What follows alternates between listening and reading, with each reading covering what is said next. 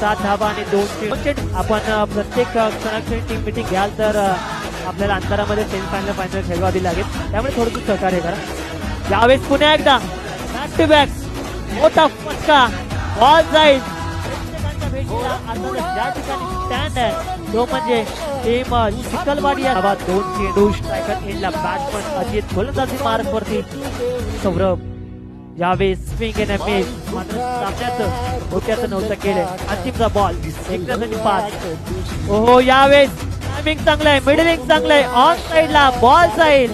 अर्थातच कुठल्याही दिशेने पंच इशारा काय देतात. 6 या धावसंख्येत